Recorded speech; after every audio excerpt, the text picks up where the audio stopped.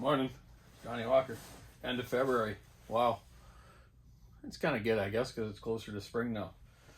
So I'm going to show you some cylinders I'm doing. I got some 372 X-Torques I'm doing today, 390s, 395s, all Huskies today, and one 361 still that I'm going to do.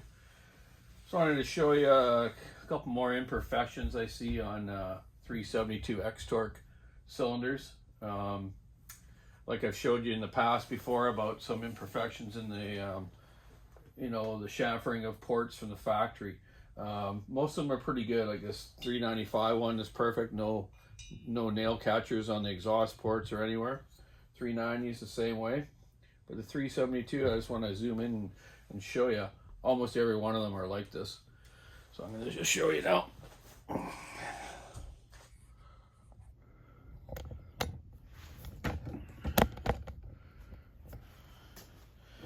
So these are all ran from the factory, everyone knows that. You see on the piston here, right away there's some lines right there in the middle of the exhaust port, up and down there. I will be cleaning that up. Same with this one. Both that I just took apart are like that. But in the cylinder, yeah, for sure, there's what I call grapes. And if you look up in the top of the exhaust port here, there's these little bumps, little tiny little pieces of chrome that get stuck on there right in the middle. So when I poured them and chamfered the ports, it obviously cleans that up. But almost each one of them are like that. So they need to refinish their ports a little better. Hopefully you can see that in there. Okay, you get what I mean though. So you know what? It's a good thing we take them apart and blueprint them and port them and clean up all these little defects.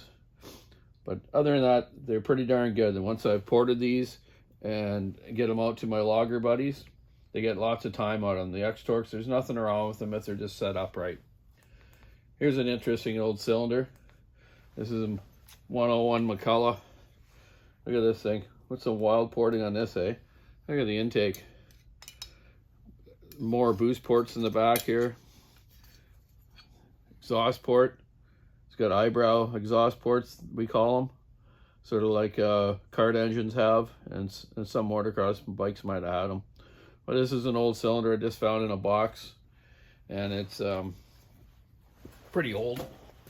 I don't know if my dad actually used this one on a hot saw. I think he did, because he's got like some pulse line fittings here in the crankcase to run the pulse of the carburetor. So he must have had something going on with this one. Maybe I'll resurrect it one day when I get time, when Donnie ever gets time to do anything. So anyways, I just wanted to show you those couple of little imperfections of these ones. And like I say, they're almost always like this on the 372 X-Torque. So I'm just going to clean these pistons up, port these cylinders, clean up the deck of them, of the base, and get porting. I got a lot to do today. I shouldn't be doing videos, but hey, I just wanted to inform you guys on some of this stuff that I see every day. Started working on yesterday a 2100 hot saw. Me and 2100 Steve.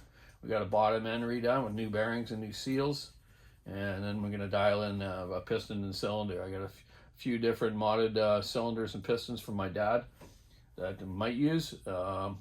We even found one 2100 carcass that had a 3120 crank in it for a different stroke, right? So we'll see if we can match something up with that. But that's stuff I need to do during night, because it's more of the hobby type thing for me, where during the day I need to focus on making money and pay the bills, right? So hope everyone's doing good out there. Enjoy March coming up. Oh, it's my birthday in March too. Don't forget, everyone. So keep your saw on the wood, stick in the ice, rubbing road. Enjoy the last day of February. I think it's the last day today. Correct me if I'm wrong. Whatever. I think that's what Shelly said upstairs earlier.